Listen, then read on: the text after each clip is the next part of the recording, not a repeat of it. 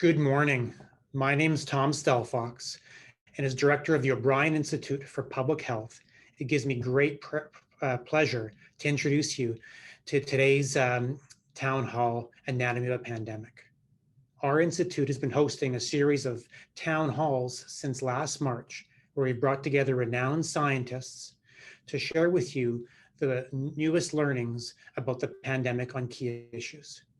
With many children across Alberta returning to schooling in person, as well as across jurisdictions around the world, today's topic for discussion is our children's burden, safety, education, and isolation during COVID-19.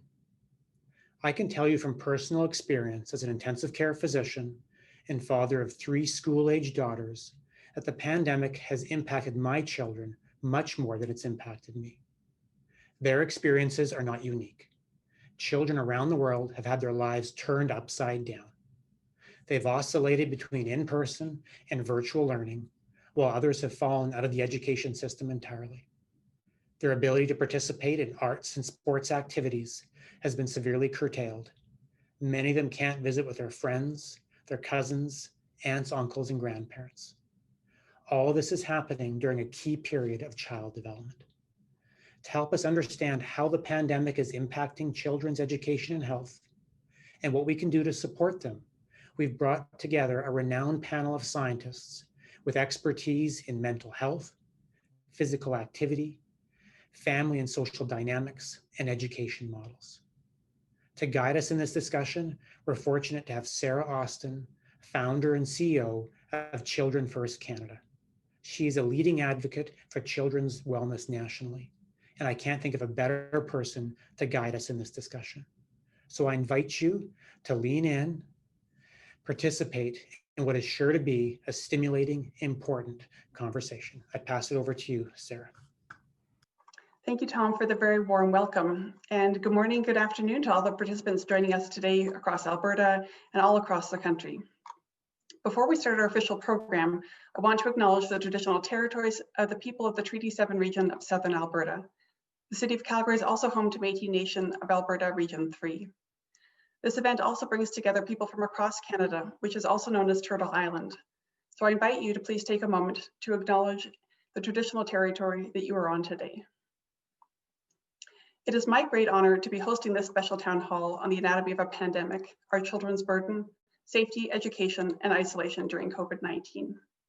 This event is part of an ongoing series of digital forums showcasing the work of the O'Brien Institute members and the wider University of Calgary community and what they're doing to support authorities and governments in their response to this unprecedented scale of and human cost exacerbated by the COVID-19 pandemic.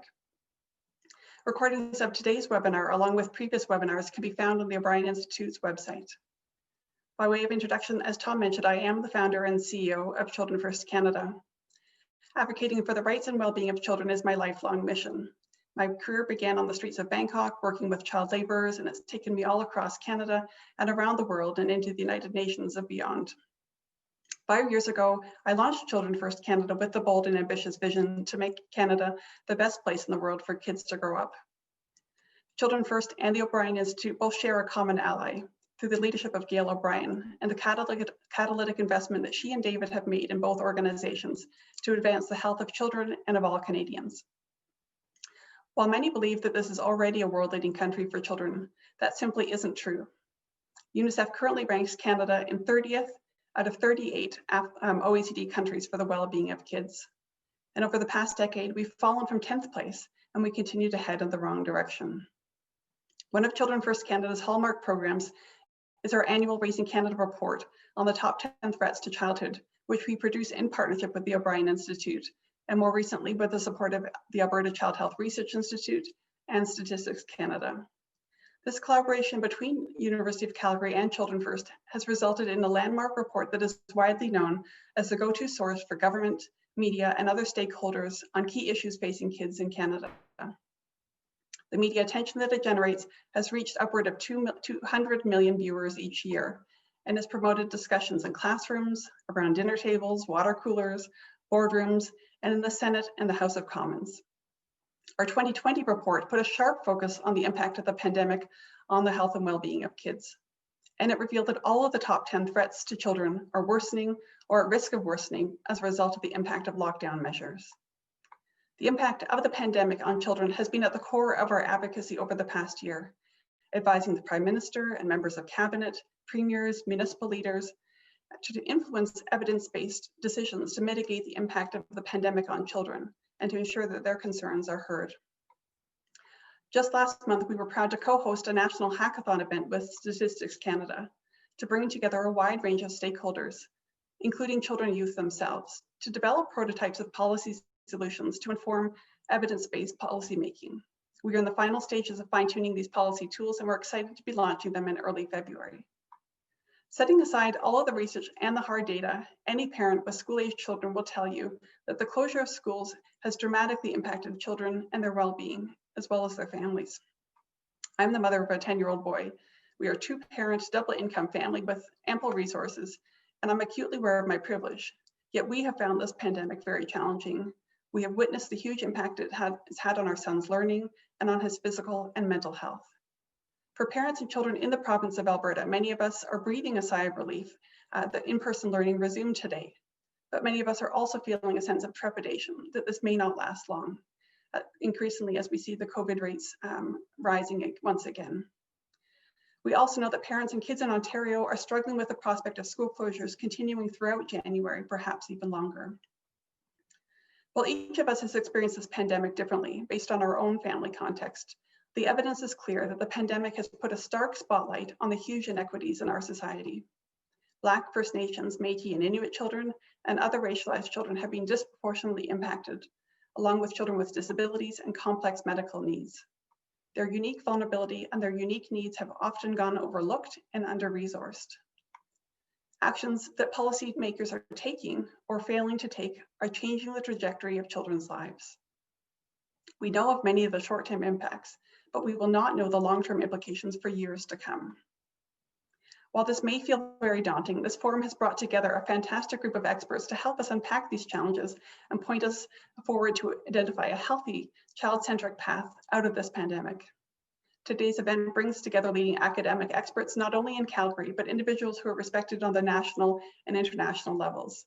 Their remarks will no doubt be thought-provoking and enlightening, and I will introduce them momentarily.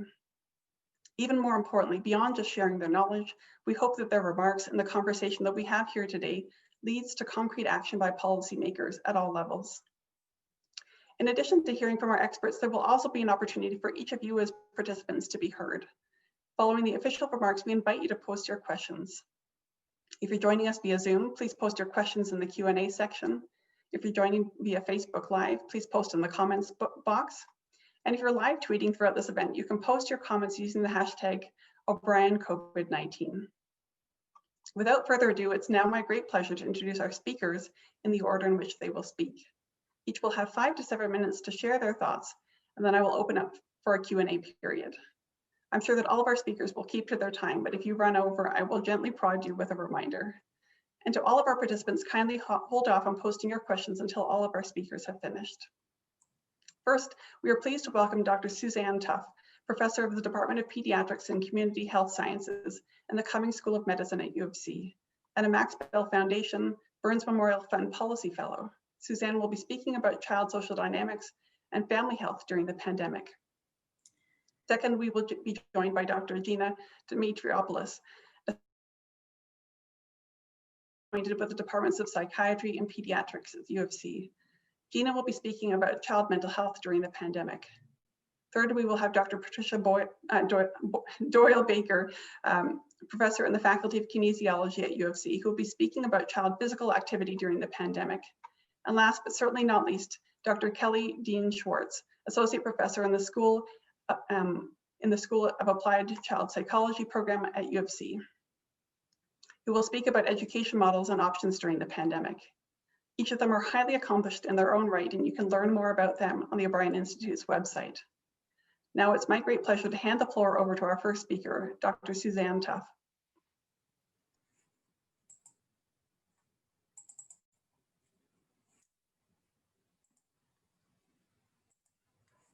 Well, good morning, everybody, and thank you so much for this opportunity and for the great introduction provided by Sarah, and Tom. And what I'm hoping today is they'll just really quantify some of the experiences that they've shared with you in navigating the COVID-19 pandemic. I would just like to recognize the incredible teamwork that this conversation or data reflects, and just my appreciation for our ability to work together to understand COVID.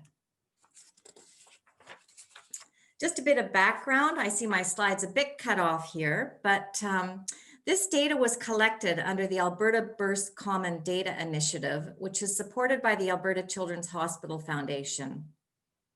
This is a collaborative between two longitudinal pregnancy cohorts, All Our Families and Apron, where we've worked together for a number of years to collect common core data from our participants.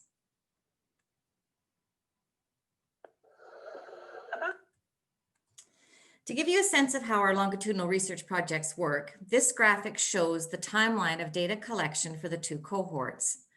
In both projects, we recruited pregnant women who signed up understanding that we want to study them and their babies over time to see how biology and social environmental factors affect their health. The first infant was recruited into All Our Families in 2008 and into Apron a year later. We're currently in the 8-year follow-up phase of over 5,000 families with about a 70% retention rate. We've collected biologic samples, including blood and urine, and participants have completed detailed questionnaires about everything from their diet and living conditions to stress. This platform enabled us to act quickly when COVID-19 arose to understand both how families are coping in the short term and ultimately to look over time at what factors would have identified families most at risk of challenges and adverse outcomes. I'll share findings from our survey completed May to July 2020, which reflects what was happening 3 months into the pandemic. I'll tell you who we are to start. These families all have at least one child in elementary school, and prior to the pandemic, approximately 86% had a family income above $80,000 per year. The majority were married, had post-secondary education, and were white. These families reflect the parenting population of many urban centers in Canada. They're building careers and supporting their children in developing the life skills they'll need for the future. So what happened during COVID? Well, 58% of families experienced a reduction in income or job loss. I just feel compelled to say that again. In all my years of research, I've never seen this much financial impact of an event. In 20% of families, both income earners lost their jobs. 43% indicate that they are currently impacted in their ability to meet their financial obligations. And those families with lower incomes at the outset were more likely to report the financial impact more greatly. Essentially, the vulnerable are becoming more vulnerable. When we look at maternal well-being, mothers reported on their mental health, and the findings revealed that 35% have symptoms of anxiety or depression, of which 20% are new cases. 78% report that they are struggling to assist with schoolwork, their own work, and household tasks. Essentially, they've assumed the roles of employee, parent, partner, house cleaner, cook, teacher, and playmate. These experiences reflect the challenges of the pandemic. We wanted to see how youth were doing, and screen time is a very hot topic. And so we looked at screen time prior to the pandemic and screen time now. Compared to 18 months ago, we see an understandable increase in screen time of about 11 hours a week or 90 minutes per day. In families where financial and psychological stress was high, children's screen use was more elevated. In homes where there were limits on screen use and content, children had about 6 hours less of screen time per week, highlighting the value of a family media plan. We can also see that families and children who used their devices as a way to stay connected with family and friends had lower screen use. We wanted to look at some good news as well and share some of this with the audience today. Despite the challenges parents and siblings are reporting, they are also reporting that they're feeling closer to one another and closer to their children. They're spending more time together, which is creating a sense of family and harmony, and maybe some memories for the future. We also note that families talk about engaging more in hobbies and doing household projects and tasks in their home and in their neighborhood. 74% report that their child is keeping up with their schoolwork. And in general, the majority are saying they are coping. I'd just like to end by saying thank you to the amazing team and the dedication of all our families and Apron, and for your time and attention today. Thank you.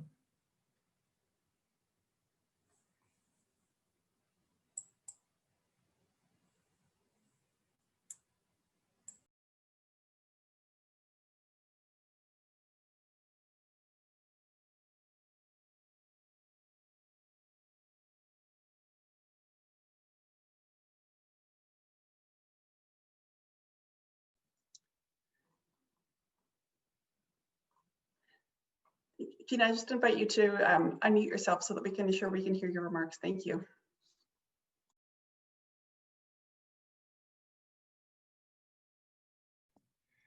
Thank you, Sarah. I will repeat what I was saying to myself. It's a pleasure for me to be here and to have the opportunity to present on behalf of our research team, which I would like to acknowledge. Can everyone see my slides? Hi, Gina, No, it's Angie. No, we can't see your slides just yet. Okay. Can you see the slides now? Yes, and if you could just put them full screen, that'd be perfect. Okay, thank you. That's So great. thank you very much. So I just want to take a moment to acknowledge that I'm going to be speaking about research that I have been conducting in collaboration with many colleagues across Alberta and in Canada. And I am really delighted to have this opportunity to present alongside my esteemed colleagues. I just want to quickly add that I am a health service researcher and an implementation scientist and clinical researcher. And by that, I want to emphasize that a lot of my research is applied, and that I work closely with mental health providers, youth and families to really identify solutions or interventions that will be accessible and applicable to young people who are struggling with mental health issues. Using a youth engagement framework, I also work closely with youth to co-design e-mental health solutions and interventions, again, that are really tailored to their unique needs and experiences. So I just want to do my best this morning to make sure that I'm bringing the voice of the youth and the young adults into my presentation, because I feel that I've benefited greatly from their lived experiences. I also just want to acknowledge that a lot of the work that I'm going to be speaking about is, again, research that I've conducted closely with colleagues on campus, including the Student Wellness Center, and some of the research that I'm going to be talking about is work that I've done with hall services and camp with through the Alberta Health Services Children's Hospital. So I have three very broad aims that I'm hoping to accomplish and review in 5 minutes. So please cut me off if I take up too much time, but I am hoping to begin with providing a bit of an overview of the impact of COVID-19 on youth and young adults with mental health issues. I will then move on to talk about a brief online intervention that we have developed to address emotional distress for youth and caregivers. And then I'm going to briefly introduce an e-mental health platform that we are currently going to be testing, that's designed to transform how we deliver mental health services in Alberta. So as has already been discussed, we know that COVID-19 and the necessary consequences of the public health measures have, or the necessary public health measures have had some unintended consequences for youth and young adults with mental health issues. Research suggests that Canadian youth between the ages of 14 to 28 have experienced an increase in mental health concerns. And we know that young people with pre-existing mental health problems have experienced an exacerbation of their psychological issues. We know there's been an increase in loneliness and isolation and in substance use and misuse. And I do want to emphasize, as Sarah talked about earlier, and kind of reiterate and amplify her thoughts, that we know that the pandemic has not occurred in a vacuum. It's occurred in a context where we have a number of other historical and important events that have had an impact on young people's lives, including the Black Lives Movement, racism, the institutional inequities and structural racism that we have become more acutely aware of, have all increased the marginalization of racialized youth, Indigenous youth, and LGBTQ two-spirited youth. So when we talk about the impact of COVID-19, it's really important to recognize that that this pandemic has had a differential impact on youth, and the most vulnerable youth in our society have been, their mental health has been adversely impacted, not necessarily because of their concerns about contracting COVID-19, but because they've been facing many other barriers and challenges. We know that racialized youth were more likely to experience difficulties coping with the pandemic compared to non-racialized Canadians, and have experiencing greater rates of difficulties accessing mental health services. I do want to say a few things about caregivers and parents. We know that there's research shows that there's been increased depression and anxiety in caregivers, and that we know that a decline in caregivers' mental health has an impact on children's mental health. And so I just really want to emphasize that we can't talk about children's mental health without also acknowledging the incredible challenges and struggles and economic hardships that families have endured in the last year. So since the spring of 2020, we have witnessed a rapid shift from in-person mental health services to the use of telehealth interventions. And telehealth may provide new solutions to address the unmet mental health needs of children and adolescents with mental health issues during and beyond the pandemic. Our research team, in anticipation of the demand for mental health services increasing as restrictions to public health measures change, and as just changes happen throughout the next 6 months to a year, we're anticipating that there's going to be a really great demand for mental health services. And we wanted to identify whether online mental health services are as effective as in-person mental health services. So our research team has developed a brief telehealth intervention using a transdiagnostic CBT approach that incorporates information about mindful strategies, how to be more compassionate and kind to oneself, to support young people with health and mental health issues. And I just want to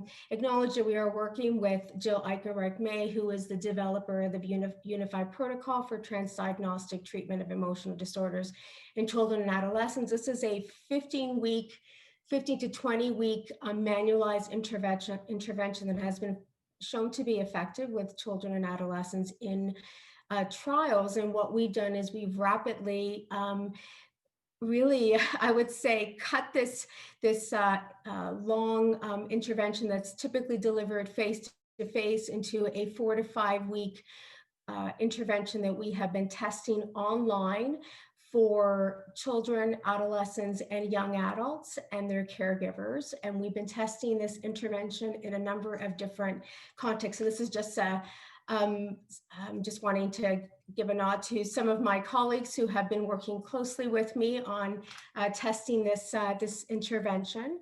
And I just want to briefly highlight again that we went from 15 weeks to 4 to 5 weeks, and we have since March have conducted a number of different pilot studies. One, we have tested this brief online intervention with adolescents between the ages of 13 to 17 at Hall Services. And Hall Services provides care to young people, again, some of the most marginalized young people in our society, but we specifically were interested in looking at whether this intervention was helpful to young people who are involved with multiple systems and experiencing many challenges. We then adapted our this intervention for young adults between the ages of 18 and 24. We wanted to make sure that we were addressing some of the unique developmental challenges that are associated with emerging adulthood that may make it more difficult for people to cope during this pandemic. And so we tested this brief intervention at Alberta Health Services, Hall Services, and we have also adapted this intervention for the post-secondary context and have delivered several groups for students who are struggling with mental health issues and academic challenges with their courses being delivered online.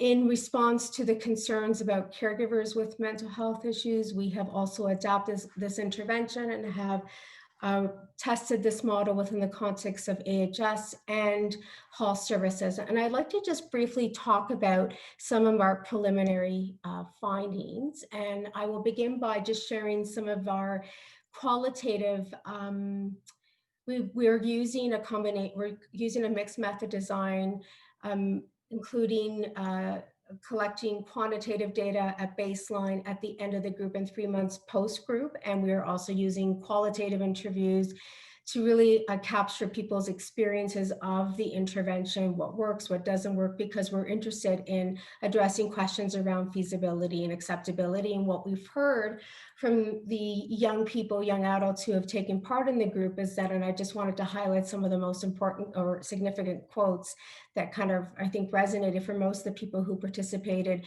in our group, is that, you know, I was able to realize that I was getting way too ahead of myself and needed to slow down and think. So many of our participants in our group would talk about really struggling with the uncertainty of living during this pandemic, and with all the changes that are currently or constantly arising, that it makes it really difficult to stay in the present moment without getting worried about what might happen or worrying about what has already happened. We also heard that one participant noted that these are basic skills that I think everybody should have, but not everybody thinks about on a daily basis. It was very helpful reminding myself that I can be mindful. And another participant shared with us that it really helped just acknowledging the feelings that I am having during the COVID-19, and that it really benefited to be part of a group with other people who were experiencing the same worries and challenges, and recognizing that we are not alone. I just want to, again, emphasize that although this is just a small feasibility study, and we can't draw any conclusions, we didn't have a control group, and this is really a feasibility study, that we are encouraged to see that participants in our small pilot study had reduced life impairment related to anxiety and trends for decreased anxiety and depression symptoms. And I just want to know, this is a 5-week group, and in 5 weeks, we noted some trends in improvement. And we also want to jump in here, Gina. You've come to the end of your time, but we want to make sure you just have a couple of moments to wrap up with some concluding thoughts, and then we can bring in some more of your findings to the discussion shortly. Thank you.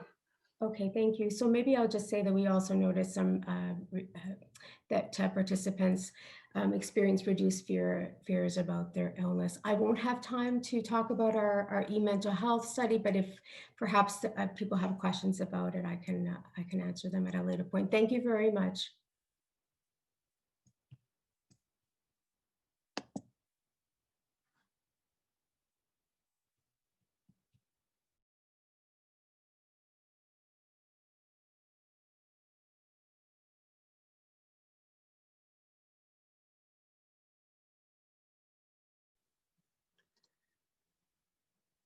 There's Tish. All right, go ahead and Tish, if you could unmute yourself, please, and then start sharing your slides, that would be wonderful. Thank you.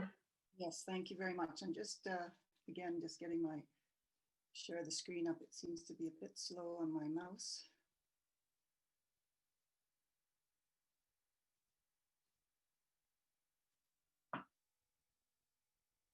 Can you see anything at all yet? Not yet. Not yet. Okay, sorry. I think my, let me just try this one more time. I'm not sure what the issue is.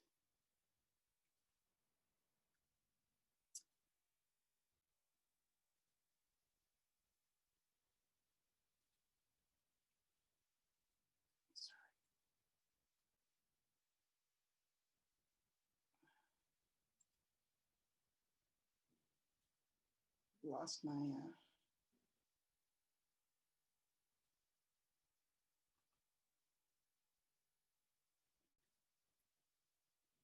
here we go.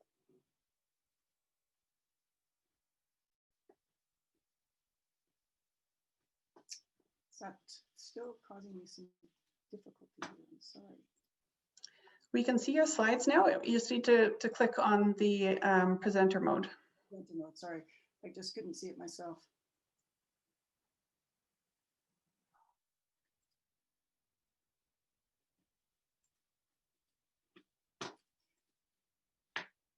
I'm really sorry, everyone.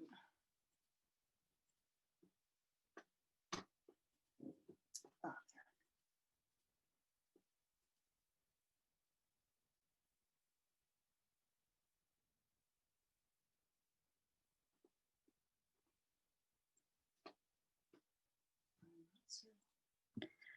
Tish, if you just hover over slideshow on your top bar. Yeah, I can't actually get onto my top bar. There's a bit of a issue with it. So I'm going to stop share for just a second. It looks like I've somehow switched screens. So let me try one more time. Sure, of course.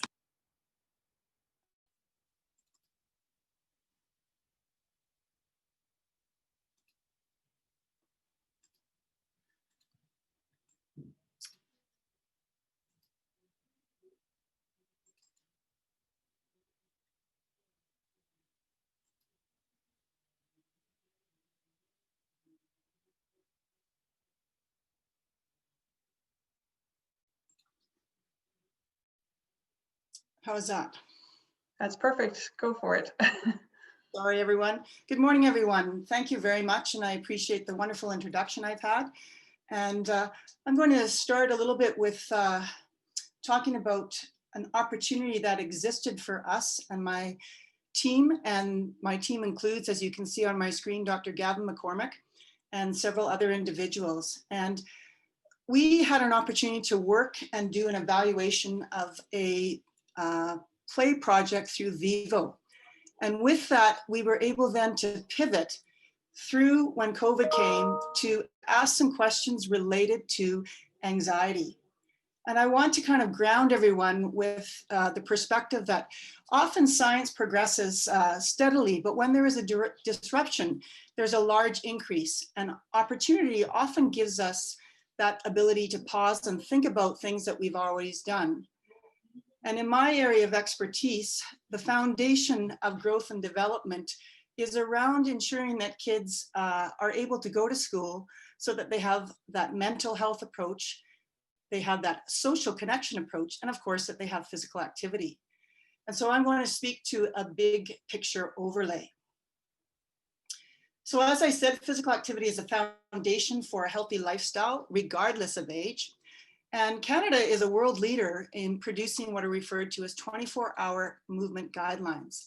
And I want to bring this up to give us a perspective of our day. So we have 24 hours in a day, 7.5 hours are approximately sleep, 5 to 5.5 hours are school or work, and then about 30 minutes of exercising. And then the question we ask ourselves is, what are we doing with those 10 hours a day? And so we have this science of sitting and sedentariness that we become perhaps more familiar with. And I guess the question I have for everyone is to think about those invisible behaviors that we do unconsciously. So standing is something that is positive, but how many times do we sit on our device, sit with our device and sort of screen and do things? And I'm referring to myself, of course, included. So with that bit of an overview, let me move into talking about our research. So our research was a mixed method, as you heard before. We looked at two components. We have a phase A and a phase B. And in the phase A, we looked at parent anxiety and perceptions of their children's physical activity and sedentary behavior during the early stages of COVID. And then from there, we actually asked some of those parents, which would be phase B of this study, about what they thought was occurring in their lives. So those are the two things I will speak to today, phase A and phase B. One is a quantitative study, one is a qualitative study. Our population was in North Central Calgary. School-age children were who we were targeting. And we had 345 parents who responded to the first part of our survey out of a group of 1,000, just over 1,000.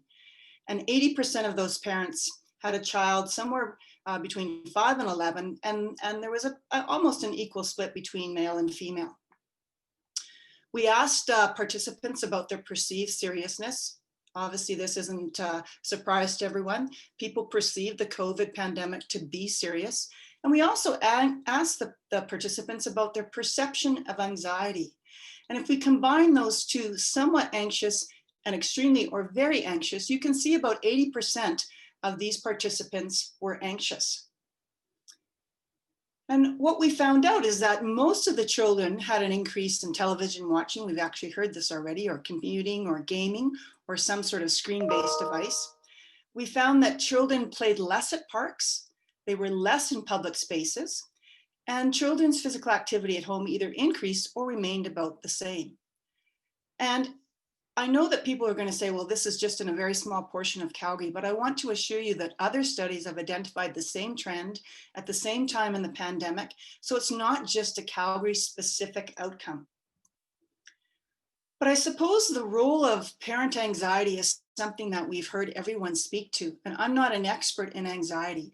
But what I can see is that if a parent is anxious, children may not benefit from their anxiety. And in fact, our survey showed that they might have more hours, approximately 2 or more, doing more gaming or on computers.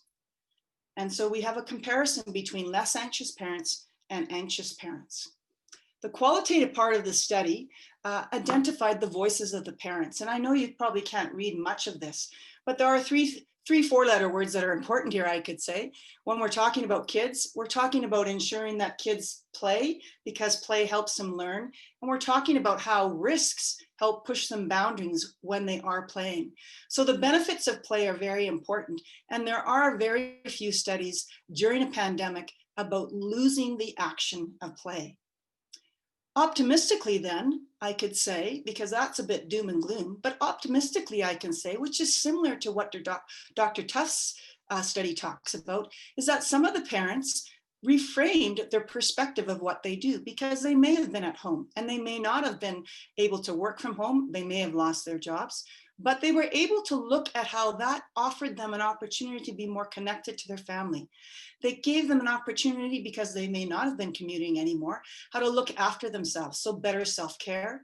And as the pandemic progressed, families realized that they could reclaim their public spaces as gathering places. But again, I'm going to caution you and say that the long-term plan for children is still a consideration, and that research we hope to be able to do down the road. So here we are now, 4 to 6 months later. What do I give you as a takeaway? Well, we need to ensure that we maintain a healthy lifestyle. We have to have that balance between physical activity and rest. And that means for adults and children. I would say, and again, please take this in the context of where I'm coming from, we need to keep schools open if it's possible, keep them safe but open, because that's fundamentally where most children will gain their development. And inactivity, as a caveat, sets in very quickly. Within about 2 weeks, we see some decreases in physical health with activity, and obviously others will talk to mental health. So the big picture shows us that there may be some consequences of not keeping our children physically active, emotionally connected, and within the school system. But again, that's not my area of expertise. So just as a last sort of wrapping up here, some broad thoughts, could we revisit some other things? Outdoor classrooms were a thing way back in 1918 COVID-19 during the flu pandemic. Maybe that's something that is possible. Standing desks, we always hear lots about that. So the idea of the cocktail table approach. How do we modify space so that we can keep kids safe but still learn? We already have in Alberta hopscotch through the school hallways. Maybe we need, and this is severe, but a timer to remind us about sitting. We need to think about pairing our break with something else. So always maybe going outside for our break. And then of course, my last caveat is that the healthy population, let's not forget about those children and youth who are compromised, who are not part of our particular research. So lastly, as a last slide, as Dr. Stelfox said, navigating restrictions is difficult. We need a child-centric path out of this pandemic. And let's keep our mind on making the best for our children. Thank you very much. And I'm open to questions later on.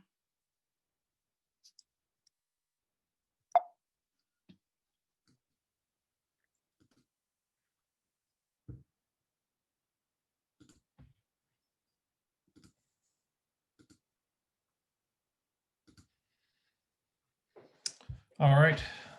Thanks, Tish, and good to be with you. How's my screen look? Am I okay? Excellent. Awesome.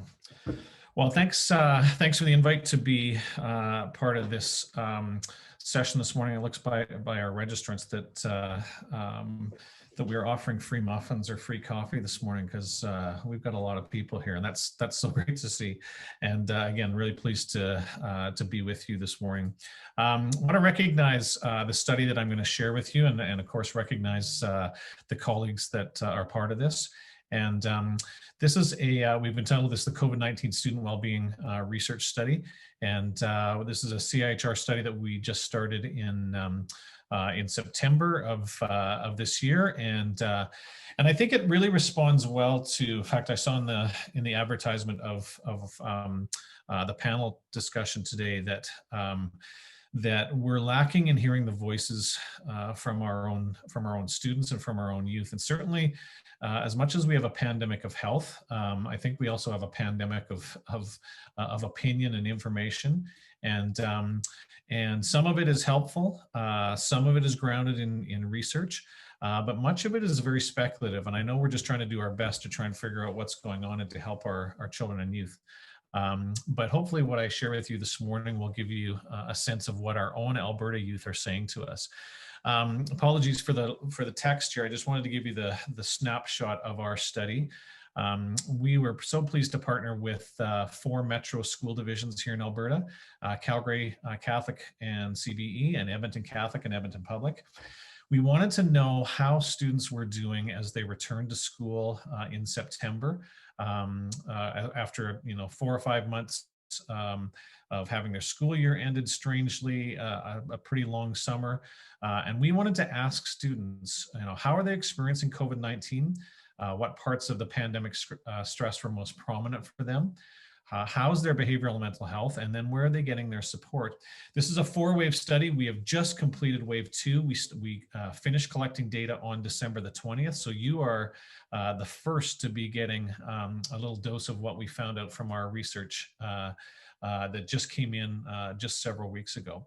We wanted to know how students return to school in the fall, and this data is pretty readily available, but I just wanted you to see that in our study, where we had just over 2,300 12 to 18-year-olds participate, that 84% of them returned to school in person, and then about 12% were online and virtual. We wanted to know how things changed for them between September and November 30th, and this is a very interesting table here. Look at that top bar. Which is, we asked them to respond to various scenarios. The top bar is that I returned to school in the fall and I'm still attending in person, about 57%. But look at that next one. They returned to school in the fall, but then they changed to attending virtually. So this is prior to the schools being closed again on November the 30th for our secondary students. So lots of shift and change happening even before, since schools reopened and then they closed again in November. We wanted to know too about changes that were happening in terms of their quarantining. And look at this, that about 28% of them had to quarantine at some point prior to November 30th due to student or teacher classrooms testing positive. We wanted to know about their concerns for their own health, and here you can see that that again, about a third of students put a high priority on concerns for their own health, which means 2/3 of the students weren't that concerned or only somewhat concerned about their own health. But when we asked them about the COVID experience and family confinement, this is where numbers went over 50%. And you can see that in wave 1, September versus wave 2 in December, that number is increasing. So as concerned as they are about their health, they're more concerned about that family confinement and stress. And then similarly, that social ties, which is so important for youth and for our adolescents, again, we're seeing some significant concern about that. And again, between time 1 and time 2 that we did this assessment, that was one of the places where we saw a real increase. We wanted to know how stressed students were during COVID-19. We used a measure called the CRIES, which is the impact of event scale. And mixed message here. About 25% of the students in September were exceeding the critical cutoff in the stress score for this. This increased slightly when we did it again in time 2 in December 2020. So it went up about 3%. But it's a pretty good picture that I think is pretty robust in saying that a quarter of our students are experiencing pretty critical levels of stress. When you break this down according to some areas of stress, you can see that thought intrusion, behavioral avoidance, and then physiological arousal. That last one in particular, and I'll return to that during the Q&A if we want. But that's the one where we're seeing students, exceeding critical threshold in quite significant percentages. So it's affecting their sleep, it's affecting their, as Tish was saying, their activity levels. So that's a concern of ours. We also found some gender and age differences. I wanted to just show you this one really quickly, that females compared to males who identified in our study were quite significantly higher in their identification of stress. And then interestingly, when we asked about, paying attention, concentrating, kind of thought disturbances, like the older age group, the 15 to 18-year-olds, we saw an age effect in that as well. Here's what I really wanted to get to. The meat of our study was asking about mental health, and we used the BIMAS measure, which is a screening tool for mental health. And I pointed to those 2 circles. The first one is that about 1 in 6 students are in the high risk range for negative affect. So their thoughts, their worries, their anxious feelings for about 1 in 6 were pretty high. Look at that social concern adaptive measure, where about 27%, a quarter of our students are really feeling the effects of COVID on their social connections and activities. Not surprising, but interesting to actually see it and hear from our students on that. When we asked about mental health indicators, I just wanted to show again, these means don't mean anything to you, but compared to September, and then again, when we went back to the same pool of students in December, you can see that, yeah, everything, conduct issues, negative affect, how it's impacting their thinking and cognitive development is getting, worse over the course of this pandemic and certainly over the course of this school year. We asked, pulling out just 2 items from the questionnaire, and one of them was asking about whether they're sad or withdrawn. And you can see in the past week, when we asked students this question, that again, compared to September, look at those last 2 bars in December, that yeah, the number of students who are feeling like they are, sad or withdrawn, a significant portion of time is increasing. Interestingly, when we asked about symptoms of anxiety, being worried or nervous, didn't see that same increase. So it seems to be that more mood or emotion. Going to skip to my last slides, and that is we in addition to asking about stress and about mental health and about their adaptive behavior, we also wanted to know about their sources of resilience. Again, apologies for overwhelming you with bars here. The thing I wanted to show you was comparing the blue bars with the yellow and red, which is our own data. And you can see that when we're using Mike Unger's Child and Youth Resiliency Measure here, that in most cases, we are matching the norms in terms of where students should be or where an average student would be in terms of their resiliency levels. But in some cases, peer support, their individual social skills, the power of the context. Those are quite noticeably different during the time when we measured this in a pandemic. So I just wanted you to see those. Lastly, we asked them about, where do they get most of their strengths, and we were really encouraged to hear that that again, over 50%, over 75% of students were finding lots of support from their family during the pandemic. Similarly, peers and friends were a lot of support, but slightly less than parents. That's curious to me as a developmental researcher, because of course, we always assume that friends are going to at least match, if not exceed a little bit, support for adolescents. But in this case, we saw that parents were actually pretty prominent. And then I wanted to just show you, given the importance of school-based support, we asked students if they had accessed any school-based support. And again, you can see the bottom bar there, almost 2/3 did not or could not access school-based support. But a number of students did.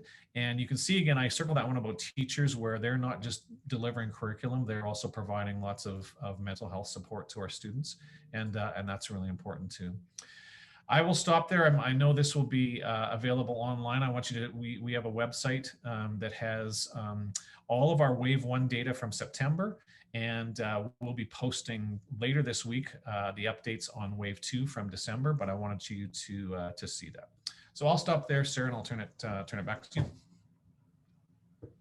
Well, thank you so much. Thank you, Kelly, and thank you to all of our speakers today. Those were some pretty startling findings, and I know it's hard to take such complex research and condense it into a 5-minute presentation. So thank you for keeping to your time. And I think hopefully through this Q&A period now, it'll give us a chance to dive into some of the more details and give our participants a chance to interact with each of you. So maybe to start things off, I'll pose a question to all of you as panelists, and taking this big picture view, clearly, the research that each of you has presented, along with lots of other research that's come to light here in Canada and around the world, is that there's no shortage of data that shows that the school closures have had quite a devastating impact on children's physical and mental health. We at Children First have been advocating that schools should be the last place to close and the first to open, yet we've seen far too many provinces across the country taking an opposite approach. And why do you think this is the case? And how do you think we could do a better job collectively as adults and for children themselves to elevate the concerns of children and ensure that they are high priority when decisions are being made about them? So anyone who wants to jump in and share your thoughts, please go ahead. Well, I'd like to volunteer Kelly to share some of his thoughts as we move forward in this conversation, but it's Suzanne Tuff here. And what I will offer is in relationship to your first question, Sarah, about why is this so challenging for governments to make decisions in favor of school remaining open. I think it's very compelling that governments are faced with so many competing pressures on their decision making, and not one core factor, or there's numerous factors that have to be considered in the context of the decision. And I think that there's a fair amount of tension on our decision makers around where we protect our citizens. And one of the observations about a society like Canada is our viewpoint on children is not always the same as our viewpoint on adults. And I'd be happy to say more, but I think I'll defer to those with more expertise in the education system. Thank you, Suzanne. I'd like to just make one quick comment as well. And I'm going to defer to Kelly because I think he'll have more to say about this, but I do want to just add to what Suzanne just said, that I don't believe there's one youth voice. I think there's multiple voices. And so I'm not sure actually how to respond to that question, Sarah. I think we need to provide a forum for youth to share their voices across Canada, recognizing that there's going to be diversity, and how do we provide choice and flexibility in our responses to recognize the diversity of responses that we might get from youth about whether to attend school or not, or to do online schooling or a hybrid. So for me, it's about how do we as adults academics, policymakers create a forum that's safe for youth to be able to share their diversity of opinions on this issue. Thank you, Gina. Kelly, you've been voluntold. Over Yeah, to you. apparently. How great to be on a panel and have everybody defer to you. That's really great.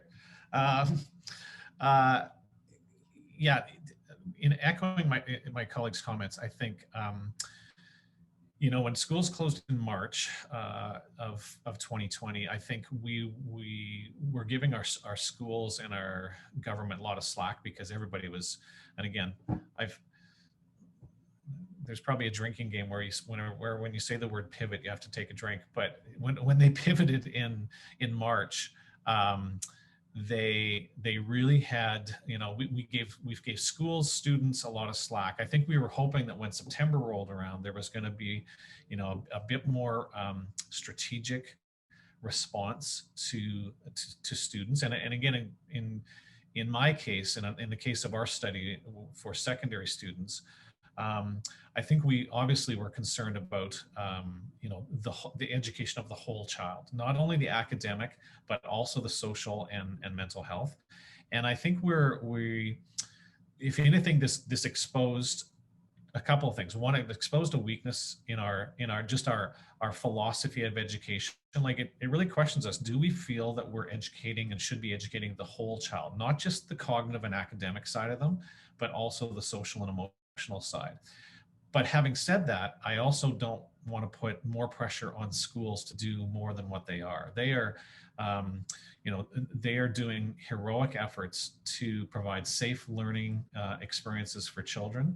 And I don't think we should be downloading to them, you know, all the concerns and interventions we want for mental health. But it does expose how, if we're going to truly, and again, this is my comment, if we're going to truly be about educating the whole child, then we have to staff our schools to educate the whole child. And you saw in the stats there that only about 3% of our students had got support from a kind of a mental health expert within the school. That's just not enough. And so I think that it's really exposed a gap in our thinking, and then a gap in our strategy and how we serve students. I'll stop there. Thank you, Kelly, for those insights. Tish, is there anything you want to add to that question? Well, I'd just like to emphasize what Kelly just said about the whole child. So, you know, he's referring from the mental perspective, and I'm going to jump in at the physical perspective and say that, yeah, we need to have experts in that area of physical activity. And of course, many of our schools do not have experts in physical activity anymore, because we changed that daily physical education to just daily physical activity several years ago. So that's a political decision that has long-term consequences, and maybe we'll be able to revisit that down the road. Thank you for those additional insights, Tish. Now I'm going to turn to a question from one of our participants who says, I think that parents need our resources and maybe a pathway to help their kids reduce anxiety and increase their health activity. From the panel, what are some ideas for parents to help keep kids active and emotionally connected throughout the continued weeks and months ahead?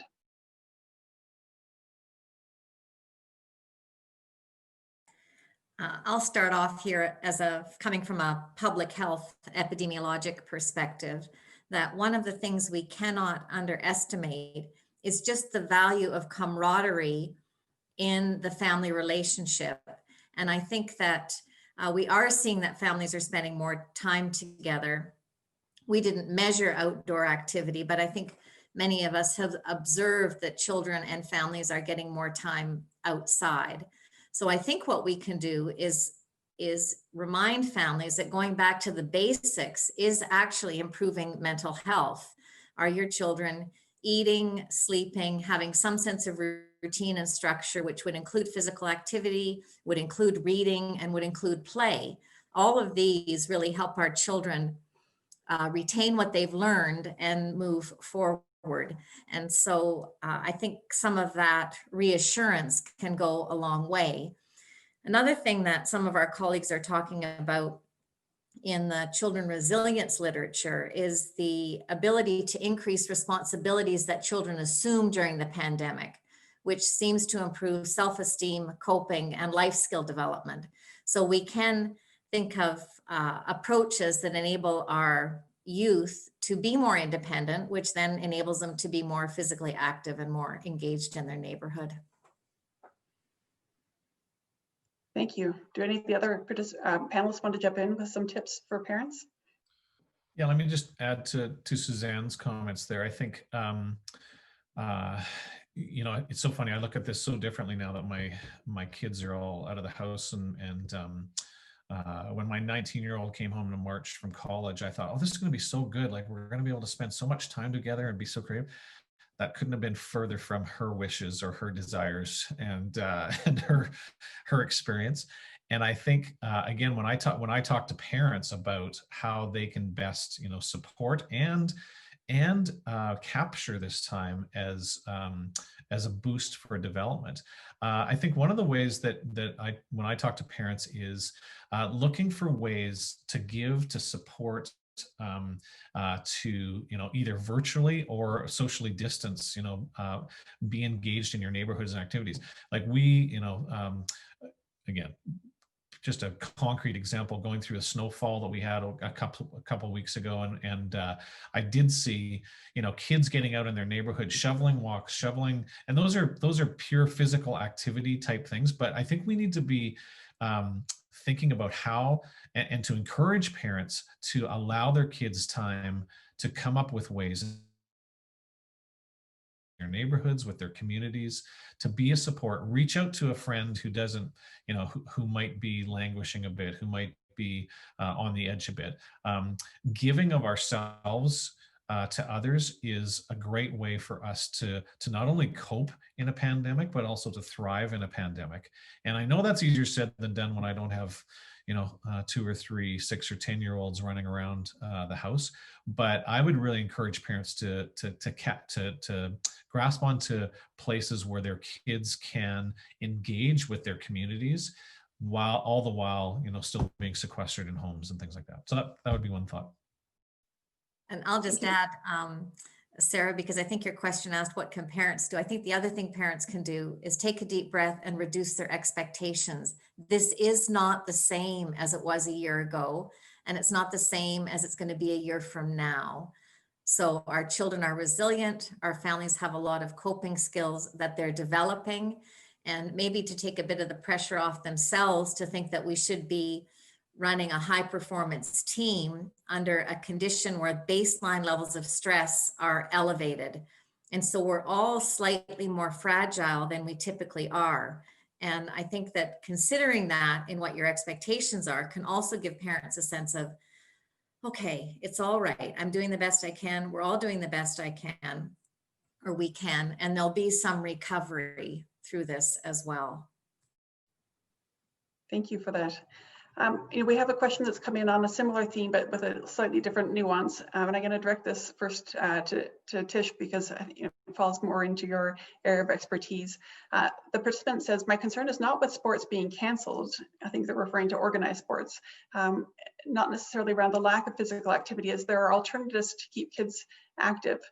But the learning and the development that comes with participating in team and group activities such as team dynamics, group dynamics, conflict resolution, self-awareness and control, leadership, etc.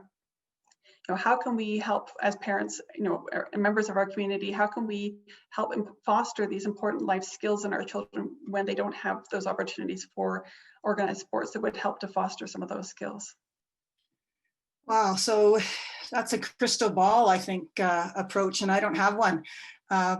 It's a great question, and I agree that sport teams and competing and training together offers a lot in terms of leadership acquisition, in terms of conflict resolution with our young children. And because some of them are unable to participate in sports, in fact, I think the only sports that we have available right now are outdoor activities related to almost singular things such as snowshoeing or cross-country skiing, or, as the picture I had, downhill skiing. So we probably have to take a step back, and I'd like to just maybe answer this from the two perspectives that Kelly and Suzanne just gave. And that is, one thing we have to do is tell those kids that were or are athletes that their expectations need to also come down a bit, that they will be able to resume their athletic readiness when the time approaches. But we did a study through the summer, and it demonstrated that kids actually still perceive, when they're able to figure out their own training pattern, which is mostly at home, they were able to still to perceive that they were ready to go back to competition. Now that may be slightly naive in their approach, but I think it gives us an opportunity to understand that children are resilient in how they know what to do and how they need to train, and they'll figure out a different way of doing that. So giving kids an opportunity to go outside, as Kelly is talking about, and do different things, I think is really important. And I do need to stress that being outside is a key to reducing some aspects of anxiety. And maybe this is the opportunity where parents have to say to their children, well, you know, let's try some different activities. Let's do something different. I wish I had the answer to that, but I don't. That's the best I can do. Thank you for that. Well, I can certainly, as a family of downhill skiers, we have seen, you know, the lineups rapidly increasing on the ski hills. You know, people who have never skied before in their life are taking up skiing this winter because it's an opportunity for people to be outdoors as a family, getting exercise, getting some fresh air, and that's a very good thing. Yeah, getting creative with the opportunities, whether it's something in your own backyard or on your street, encouraging kids to take some unstructured ways of playing together and staying active. Sarah, I'll just add to that. Again, this sounds like it was a question from somebody that works with youth or is a parent. And it is very important to consider development of leadership and life skills at this stage. And there are some of our old-fashioned traditional organizations that are continuing to do that. The YMCA, Scouts, Guides, Boys and Girls Club, and games all provide opportunities to learn and understand about conflict resolution, self-esteem, winning and losing, etc. So you can imagine ways of getting outdoors and staying physically active, as well as other ways to continue with developing some of those life skills without the parent having to be the one doing the teaching. Yeah, you bring up a very important point, the role of civil society organizations and community-based organizations that are helped to facilitate that. I know from working with many of my peers across the country that they've seen a huge demand and support for their services, and they've had to really struggle this year in pivoting from delivering those services in person to figuring out how to deliver much of that online to children and youth. But there's certainly been a huge emphasis placed on helping children and families be able to cope in creative ways. Next up, we have a question for Gina, and I'm glad this question came forward because I know we had to cut you off. It's a question around elaborating about the e-mental health study, and would this be referral based only, and how does one get on the list? And will it be available for rural areas, not just in large city centers? Yes, and would it be okay if I just share my screen again? I have like only 3 slides that it will probably be really helpful if I could do it. Thank you. Thanks so much, Sarah. So I appreciate, I see that question has been raised by a couple of people wanting to hear a little bit more about the e-mental health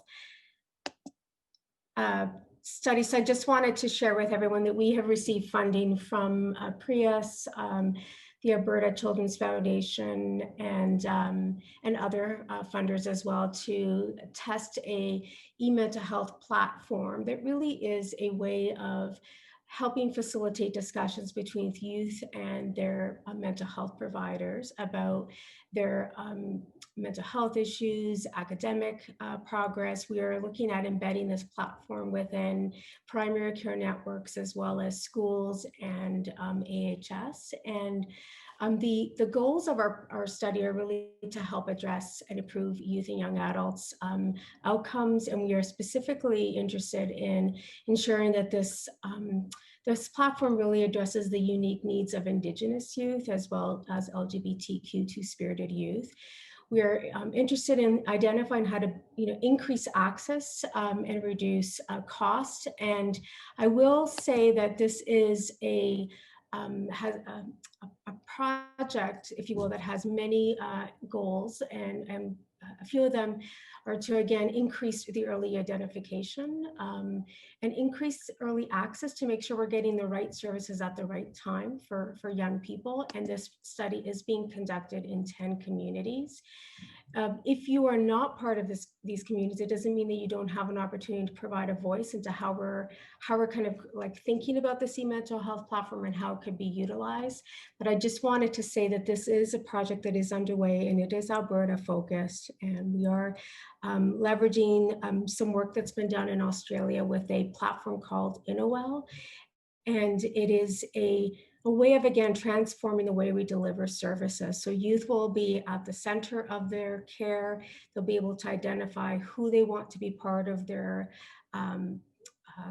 clinical care, whether it be someone who might be connected within their school or their physician or other people within the healthcare system, so that they can identify who's critical to them and who they want to have access to their care and to support them with their transition from adolescence to adulthood. So if you're part of any of these communities, please reach out to me and we can talk about this work and how you can get involved.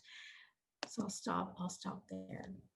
Thank you so much, Gina, and I'm glad you got the chance to share those points. You know, certainly through the work that we've been doing at Children First, and I think it's been widely reported in the media, Kids Help Phone has seen a steep increase in the number of children reaching out for help using their text service and call service. I mean, they recognize they do not provide ongoing mental health supports. This is more of a stopgap measure where, you know, kids can reach out confidentially and ask for support 24/7, and it's free.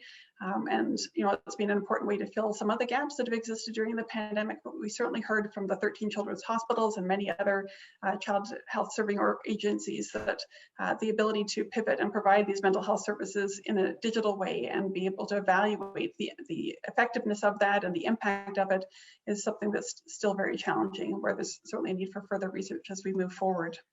Could I just add one more thing, Sarah, as well? I see that somebody asked a question about, you know, have we thought about and I hope I'm not misinterpreting the question that was asked, but how maybe digital platforms or e-mental health tools can be used with more diverse youth. And we haven't talked specifically about LGBTQ two-spirited. And I did want to say that I think that question is really important. And in some of our research, again, our youth engagement work, we are reaching out to a diversity of youth to hear about, are there any unique challenges to maybe using digital platforms or, let's say, online mental health services? And what we have heard from some of the LGBTQ two-spirited youth is that sometimes there's lots of questions about safety and about confidentiality and privacy. And so, you know, maybe a youth who doesn't feel safe being out or coming out or talking to a provider about their concerns because it isn't safe to do so, and their family may not feel like that is a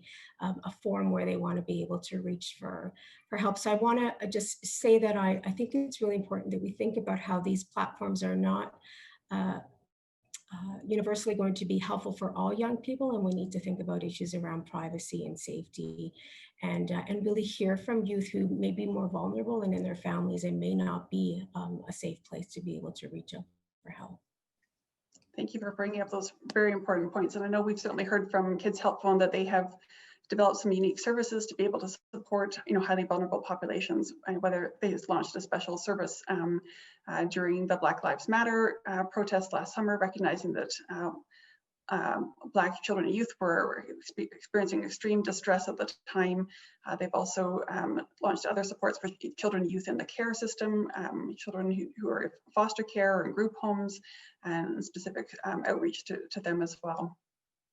I have another question for all of the panelists. You know, it's an issue that a number of you touched on in your presentations, which is around the perspectives of children and youth and their involvement in decisions that affect their lives. You know, we certainly at Children First did a survey in the fall asking children, did they feel like they had been involved in decisions, whether it was a return to school and decisions that were being made at the family level, or and in that case, the results were very positive. The vast majority of children felt that they had been actively involved in the decision around how to return to school, whether it would be virtual, in person, or a combination, and that they were being involved at a community level. But the vast majority also felt like they had been excluded from policy level decisions that were impacting them. So the question here is, you know, can the panelists share some examples of how parents can involve children and youth in decisions that impact them about COVID, whether it's at the family level or influencing some of the public policy decisions that are impacting children? Actually, I thought that I had, Sarah, that's related to your question here, and also related to your citing of some data that's coming in that youth are accessing, distress lines and things like that. I actually think that's a good example of how, again, students and youth are taking control of their lives and their decision making. One way to look at a rise in mental health reach outs by youth would be to say, wow, they're really in trouble, they're really in crisis. Another way to look at it is to say, good for them for identifying and self-identifying that they're in need. Good for them for being responsive to their mental, cognitive health, their sleep and wake cycles, all those physiological patterns, and then good for them for reaching out and getting support. And I think that's, to me, that's I try and take a strength-based look at everything, good and bad data, to see what it can tell us. And I think in Alberta in particular, we've done such a good job, I think, getting into our schools and doing mental health literacy education, both for students and for teachers. And I think that's showing itself in how responsive students are to how they're doing. And so again, in a roundabout way to answer your question, one of the ways that we can support our kids is to make sure that it's okay to not be okay during a pandemic. I mean, we're really, as Suzanne was saying, this is new to us, but it does have a start. And fingers crossed, it's going to have an end. It's going to have a point where we can say this is in our rearview mirror. But while we're going through this, and again, this came out in our data, was even when we found numbers being high in terms of their worry and their anxious feelings, that's normal responses to a pandemic. Like that's what, and in fact, I'd be concerned if kids were just kind of tuning out and going, whatever, there's, or being unresponsive to their own kind of awareness. And one of the things we added, I'll finish, one of the things we added in wave 2 of our data collection was we did a little measure of self-compassion, which was saying, we asked them, it's okay for me to not be okay, and it's okay for me to be uncertain. And again, we need to reassure our kids that is okay. And that in fact, it's okay to ask questions. It's okay to be, to show worry and nervousness and anxiousness about this. Those symptoms don't necessarily, translate into mental disorders or mental illness. What it does is just reflect that kids, I think we've given them the confidence to say that it's okay, that they're not okay. So I would just add that piece about kind of that, how can we empower them to be kind of self-advocating? Is it okay if I add one more thing? Please jump in, Gina. I thought maybe I'll say what to do if you're actually worried that your kid's not okay. That maybe some of the anxiety that and worry that young people, because again, I do want to just reiterate what Kelly and Suzanne talked about. Like, I think there's a universal experience that we're having. We all can relate to the feelings of being really anxious and worried, and it's hard to sit with uncertainty. However, I think if you're a parent and or a peer and you're worried about an individual, a young person who's struggling, I think the difference for me between someone who is, anxious and worried, and it seems kind of appropriate or given the context, is that when that anxiety starts to really interfere with people's ability to function on a day-to-day basis, and they're no longer able to sleep, or it's having an impact on their eating, and they're isolated. And so I think once you are concerned, I think it's absolutely important to kind of let your child know that you're worried and that you want to support them, and it may be reaching out to access mental health and requesting for an assessment or referral, contacting your family physician. Like, I think it's important to I also take a resiliency approach in the work that I do with families. And I think that families know their children better than anyone else. And kind of, speaking to your child, are they worried? Are you worried enough that you think it's time to actually reach out for some help? Because I think there is that universal experience, but I think we all know that there are some young people who are really struggling with mental health disorders and really do need that additional help. And we need to do everything we can to get them the support that they need before their mental health issues become exacerbated and potentially really chronic and life-threatening. So I just wanted to add that as well. Thank you, Gina and Kelly. Suzanne or Tish, do either of you have other ideas around how parents can be involving their children and youth in decisions that affect them?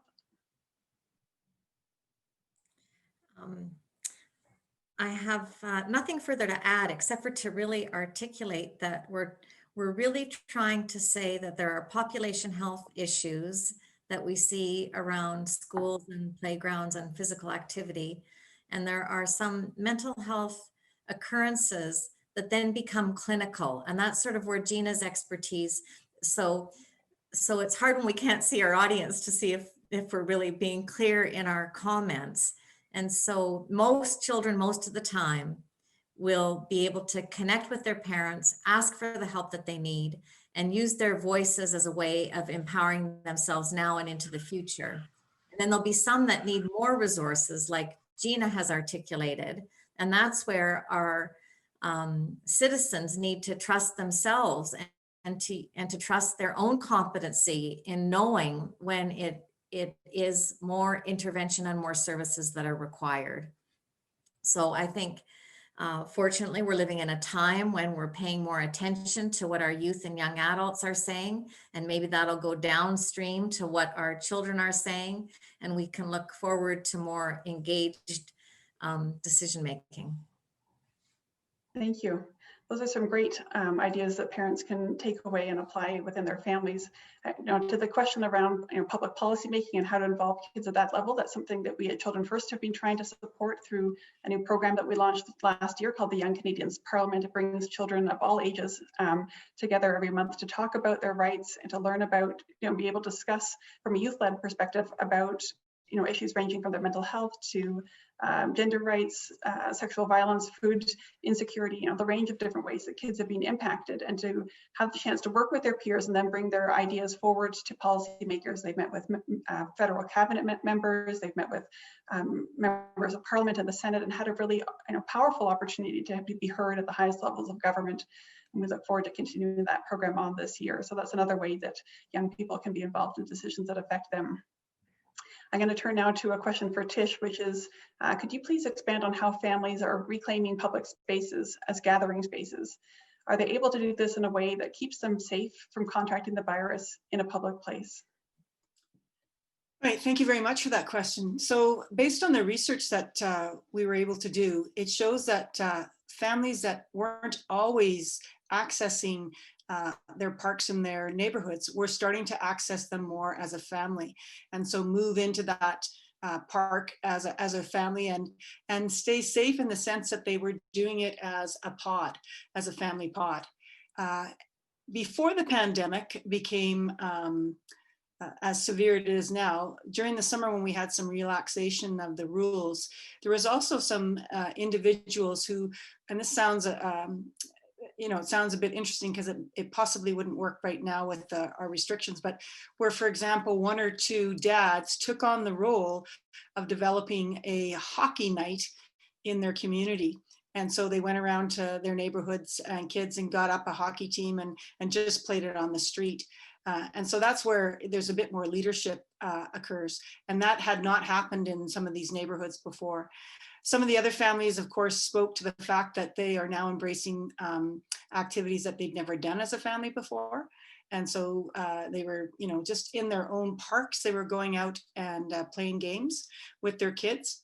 So the research basically just says, in a very simplistic manner, that families who might not have been active before as a family became more active as a family because of the restrictions. Well, that's encouraging to hear. Thank you for sharing that. I have a question now for all of the participants, or panelists, sorry, which is a really important one. While we are still very much continuing to endure these unprecedented times, you're all still collecting data and evidence. What do you project or predict in terms of the longer term impacts that children and youth and parents and caregivers may experience, whether it's around their psychosocial, emotional, and physical well-being? Who wants to take that on? Go ahead. Well, I guess I'll start off, and maybe we can generate some ideas as a team.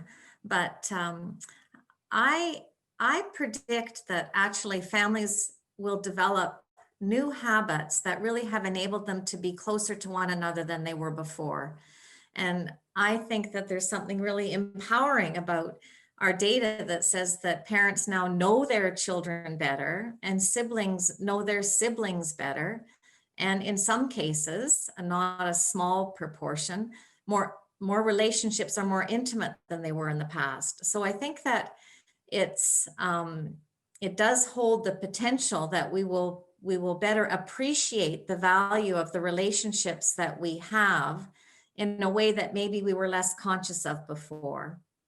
I also predict, and this builds on what Patricia said, that we have had a renewed appreciation for our neighborhood and the resources, both physical, structural, and personal in our local community. So whereas we could say in past our data, I could have presented and said a high proportion of families were very time crunched in the past. And the time crunch was often related to external activities outside the home. I'm not saying they're not time crunched now. Obviously, I've presented the data that they are, but they are often with activities amongst those with whom they are very close.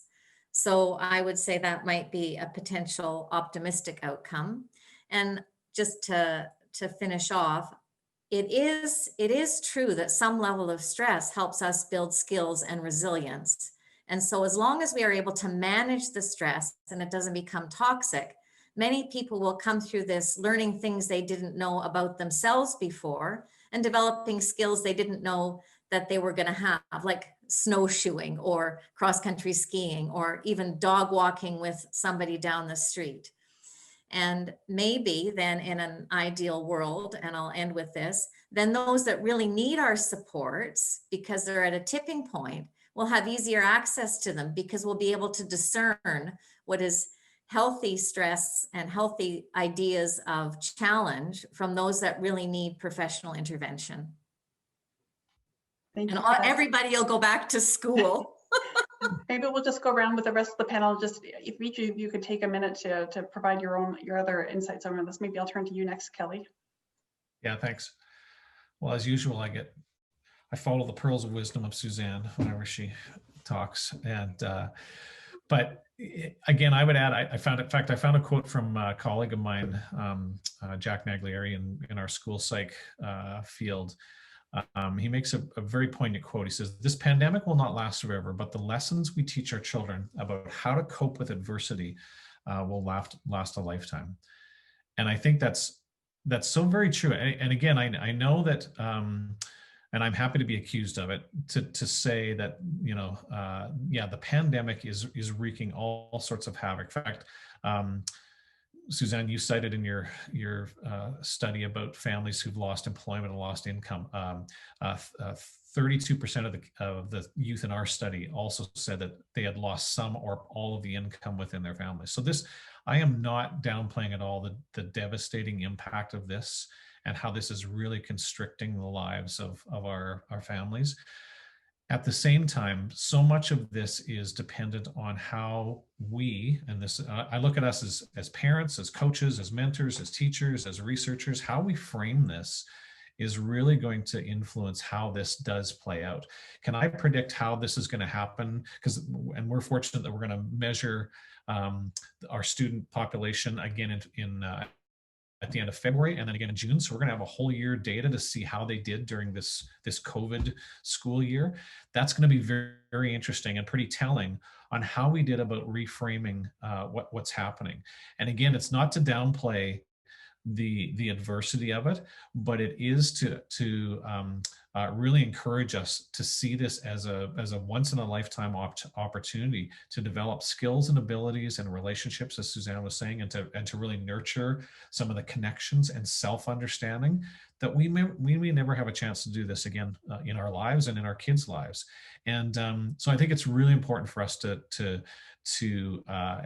as much as identify, and Gina's so correct in identifying kids that do need that extra support and professional help and actually access that at the same time, we see this as an opportunity to again, Mike Unger talks about it as responsible risk-taking. Like if ever there was a time where risk taking is probably okay, this is the time to do it, because we're in new territory here. So trying on, new activities, new strengths, new abilities, new experiences. This is a time to do that. And so I hope we do take advantage of that. And then as we look at this in the future, we actually see the good consequences of that. So I'll stop there. Thank you. Gina and Tish, I know we've come very close to the end of our time, so if you can both be very brief in sharing your very short predictions around the future. Thank you. Right, I'll go very quickly and just say the unpublished results of the paper that we will do and get published very soon had 4 categories related to this. They talked about disruptions to routines in their life, and we've already talked about developing new habits. They talked about the unintended benefits of COVID, which Suzanne has already alluded to. They talked about how the change in their physical activity routine resulted in more unstructured play, more unstructured activities, and uptake, I haven't mentioned this before, of technology. So that's a different perspective. And then finally, that the balancing act of all of this, the one area that people felt that they were lacking was in their social connections still. So we need to do a bit more on that. Thank you. Thank you, Tish. And the final word goes to Gina. Just really quickly say that I'm not good at making predictions, but I'll say what I'm hoping for, which is that that maybe we can continue to erode the stigma that's often associated with mental health issues, and that the fact that we're all living through this pandemic together kind of reminds us of our humanity and how important it is to support each other, and how resilient we are. So I hope this experience provides us with an opportunity to make meaning and find, really be able to celebrate our strengths. And so maybe I'll just leave it at that. And thank you again for this opportunity. Thanks for helping us to end on such a positive and hopeful note. Clearly we could keep this conversation going all afternoon. There's far more questions that have come through than we've been able to answer, but I want to assure each of you that we've collated all those questions, and the O'Brien Institute will be directing them to all of our panelists and posting and sharing those our responses to those questions in the very near future. So all the questions will be answered and shared online. As a reminder, the recording of today's event will be posted on the O'Brien Institute's website. And if you'd like to lend your voice to our advocacy efforts and join more in helping to speak up about these issues and holding our policymakers accountable, you can learn more at childrenfirstcanada.org. I want to take this time now to thank the O'Brien Institute for hosting this very important forum. These issues are so critical to the health and well-being of kids and to all Canadians. So thank you for facilitating this today. And I want to take a moment to thank our esteemed presenters. They were fantastic insights from their research and sharing it in such a compassionate and powerful way. So thank you to each of you for presenting. And thanks to all of our participants who've dedicated your time and attention to these important issues. I want to wish all of you a good afternoon, and thank you for your support for these really important issues that concern children and our families. All the best.